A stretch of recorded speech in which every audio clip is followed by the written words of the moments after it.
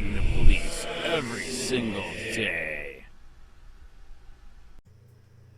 Hey, Charlotte Gunny, this is Charlotte Gunny Cop Watch, and I got to make a comment on this before I play the video. This is insane and outrageous. Florida has lost its damn mind. They keep saying this is the most free state in America. You are fucking on drugs if you think that. This is the biggest fascist police state in America. These freaking cops are charging a guy that was trying to get away for the death of a stupid cop that pulled in front of a semi, which is his damn fault. He killed himself and the guy in the semi. So the guy that was trying to get away was nowhere near this shit, and they're fucking charging him with 2 fucking murders. That is outrageous. That is like saying if you died from a bullet, let's sue the bullet maker. That's like saying if you died in a car accident, we gotta sue the car maker. That's like saying if you got shot by a gun, we gotta shoot the gun maker.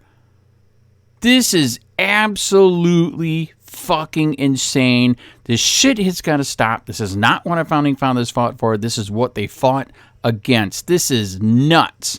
Outrageous. Take your goddamn country back while you still can, motherfuckers. And what we're aware of to be fact is that I was notified at 3:29 a.m. This morning by Colonel Howes that there was believed to be an imminent line of duty death. That the state trooper was still with us, but it was not looking very positive. Thereafter, we traveled with senior members of the command to the hospital here in St. Lucie County, and we had an opportunity to meet the family, and were subsequently informed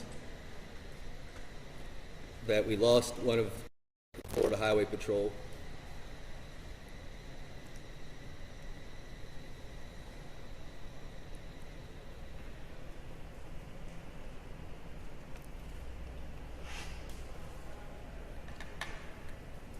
During that time period, and we're going to talk about him by name in just a moment, but I want to share with you some of the interactions and emotions that we had with the family. The trooper is left behind a fiance, a stepmother that was essentially his mother, and his father. Trooper Zachary Zink was 26 years old. And Colonel Howes will talk about his history with the Florida Highway Patrol, a very proud history. And he was a beloved trooper within his troop here in Troop L. We got to share some interactions with the family, who obviously were very distressed about losing their loved one. We were, of course, surrounded by hundreds of law enforcement officers and firefighters. We then learned more about what actually happened. Trooper was in the process of apprehending a fleeing felon on the interstate. During the course of that pursuit, as I understand it, the fleeing felon attempted to do a U-turn. State trooper executed a U-turn and was involved in a very serious crash that took his life, and unfortunately also the life of the gentleman driving the semi-truck. It is a horrific outcome, and it's one that hurts us dearly. From there was a continuation of the pursuit, as I understand. The suspect eventually crashed his vehicle and fled the scene. There was a manhunt. All these members of law enforcement and their respective departments participated. At this time, we do have one suspect in custody, and Colonel Howes will brief you in a little bit more detail on what he is aware of as well. While we were at the hospital, we were able to perform a very dignified procession to the medical examiner's office with the family, with the state trooper. We were able to spend time with him and say our final goodbyes. And then the procession occurred to the medical examiner's office, and then we came straight here. Our goal throughout this investigation, this is a very serious investigation. This is a very high-level briefing that we're giving you, but our goal is to give you as much detail as possible. But given that it is a very active criminal investigation, with, as I understand, 3 parties deceased at this point because of a subsequent crash that happened after the manhunt was completed. We have to make sure that we get this exactly right, as we always do.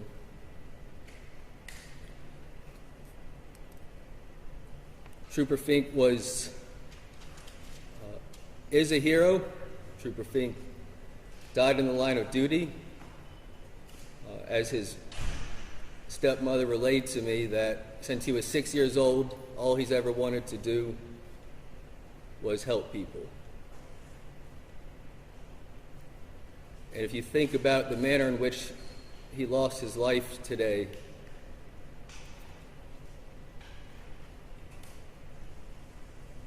it was the very essence of helping people. He was in the active pursuit of a felon. He was protecting his community from harm, and he gave his life and sacrifice for the protection of the ones that he loved and people that he didn't even know. And in my short time at this department, I think that's come to define what it means to be a state trooper and what it means to be a law enforcement officer. This agency has a proud history since 1939. We're celebrating our 85th anniversary this year, and this will mark the 53rd state trooper that we've lost in the line of duty. We honor his service. We pray for all the families who have lost loved ones today, and we remain hyper-focused and solely focused on bringing justice through the criminal justice process and the criminal justice system. At this time, I'll turn it over to Colonel Gary L. Howes, II of the Florida Highway Patrol, and then we'll have some other speakers as well. Colonel?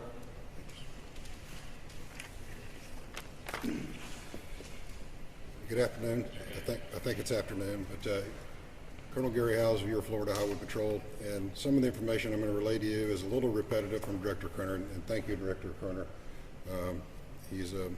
Governor DeSantis appointed the director earlier this year, and it has been a breath of fresh air for the Highway Patrol, and we thank you for your leadership, sir. Just to provide a little bit of a timeline for you, at 2:40 a.m., St. Lucie County Sheriff's Office had contact with a white Kia. A deputy sheriff identified a white Kia on West Midway Road. The vehicle was driving reckless, at least twice the legal speed limit, and the deputy sheriff attempted to do a traffic stop, and as she approached the suspect vehicle, it took off. A short pursuit ensued, after which the deputy sheriff disengaged. The vehicle continued off, and 8 minutes later, at 2:48 a.m., Trooper Zachary Fink identified the same vehicle. From what we understand now, we don't know that he had any idea that it was related to the earlier incident. But he identified this vehicle driving in a reckless manner, again, well over the speed limit, but most importantly, it got his attention as being reckless and endangering the public. Trooper Fink attempted to stop the vehicle, which he refused to stop. A pursuit ensued. Trooper Fink, while behind the vehicle attempted to enter onto the south of Interstate 95. As the white Kia entered those southbound lanes, the driver made an abrupt turn to travel the wrong direction on Interstate 95. Trooper Fink, in an attempt to continue to apprehend the subject and/or warn unsuspecting motorists of the immediate danger in the area, turned also with the vehicle and unfortunately turned into the immediate path of a semi-tractor trailer, which struck the left driver's side of his patrol car. As the director mentioned, unfortunately, the truck driver was pronounced deceased on scene, and Trooper Fink was critically injured and airlifted to Longwood Regional Medical Center, after which he also succumbed to his injuries.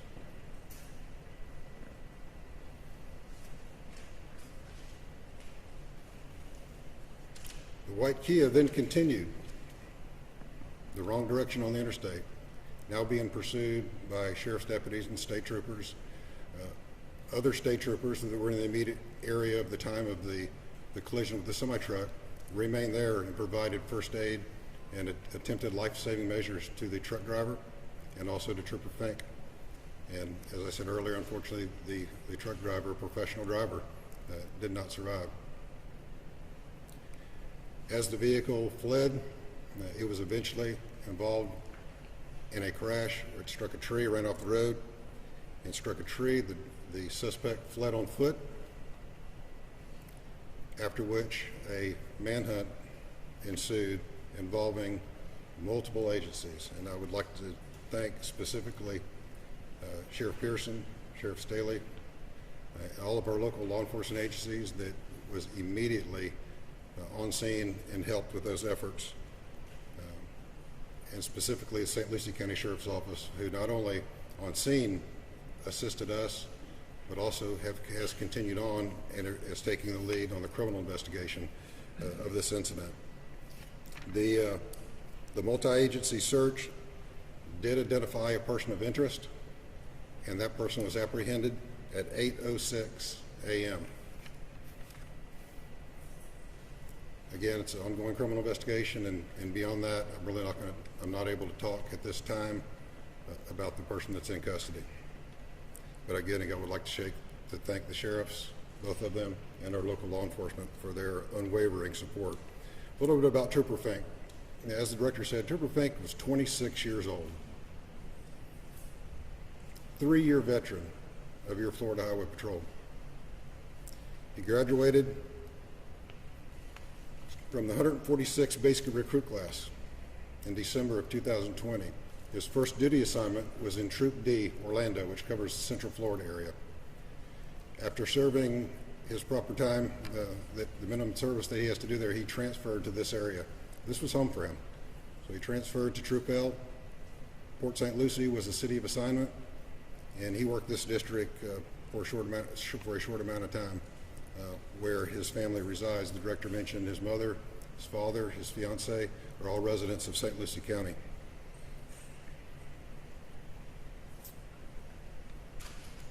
I tell our recruits when they graduate that they raise their right hand and they take a solemn and binding obligation to protect and serve our community.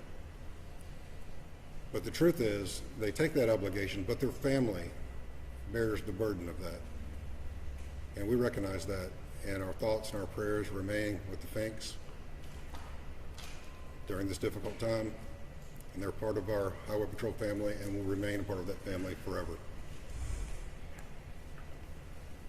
Trooper Fink's family, as the director said, relayed to us that at age 6, he told his mom and stepmother that, you know, Mom, I just want to help people, at age 6.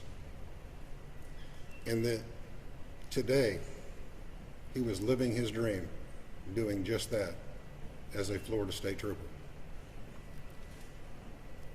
The sacrifice that law enforcement and first responders make every day, we hear the term, they've made the ultimate sacrifice, and that's really a misnomer, because the sacrifice is in life, not in death. The sacrifice is not being there for special events with your family. It's not being there for breakfast in the morning that Zach's not going to be out with his fiance. The sacrifice is in life. He was tragically taken from us by a felon, a fleeing felon, a criminal, and that's a tragedy. Again, I'd like to thank our law enforcement partners, and again, just remind you this is very preliminary, and as more information is learned and we're in a position that we can release further details that are accurate, I promise you we will do that in the normal means, as the director said. So thank you. Sheriff Pearson. It's an extremely tragic event that we seen unfold today. At the second crash site, a massive manhunt did ensue, and it wasn't for just the sheriff's office alone. We had FDLE, we had the city of Port St. Lucie, Fort Pierce Police Department, U.S. Marshal Services, and our 2 adjoining counties, Martin County Sheriff's Office and Indian River County Sheriff's Office. All working together, we were able to take a suspect into custody, which we're currently interviewing, And we're going to make sure that, working close with the Florida Highway Patrol and their traffic homicide unit, that we'll be able to provide justice to Trooper Finks, the truck driver himself, and the family as well. Our thoughts and prayers are with them. And with that, I'm going to pass it over to Chief Del Toro. Good afternoon, everybody. Thank you all for being here today, again, for this tragic moment in law enforcement. On behalf of Mayor Martin, our City Council, and our entire family at the City of Port St. Lucie, I want to offer our deepest condolences to our family at the Florida Highway Patrol and to also the Fink family. I'm very proud and thankful today for our officers, deputies from all the agencies that responded and the collective efforts they did. It was the absolute definition of teamwork. It was a massive, massive manhunt this morning that lasted over 4 hours, and we were able to bring this suspect into custody. He was very dangerous to this community, as evident by the crash that happened and the ensuing crash that happened after that. But I'm very thankful for their efforts and very proud and honored to have participated in this in honor of Trooper Fink and his dedicated service to this community. So thank you all again for being here. Were there any other law enforcement officials or officers that wanted to make any comments before we make our final comments? So there's nothing else that I could add that hasn't been said, but I think we should take this moment as a community. You know, St. Lucie County, the Treasure Coast, the state of Florida has a proud history of supporting its law enforcement officers. We have no doubt that the Fink family and these law enforcement officers will be overwhelmed with the love and support that is put back into the sacrifice that was made today. And it also comes at a very sensitive moment in the history of the Florida Highway Patrol. As we recall, Trooper Joseph Bullock was shot and killed on I-95 4 years ago in Martin County, just south of here, on February 5th of 2020. The Florida Highway Patrol and its partner agencies will recognize and continue to grieve the loss of Trooper Bullock as we also find our way through the loss of our current state trooper, Zachary Fink, who we lost today. We appreciate your patience. We appreciate your support. We appreciate your sensitivities as we work through a very complex and very serious criminal investigation. Again, that criminal investigation is being led by St. Lucie County Sheriff's Office, and the traffic homicide portion of this case will be led by the Florida Highway Patrol. As I stated earlier, when we started this press conference, following the conclusion, which is very shortly, our normal communication channels will flow through our public affairs officers at the Florida Highway Patrol and through the other PAOs at the other agencies. We thank you again for your patience and your time, and that will conclude our press conference. Can you at least talk about the criminal history of the suspect?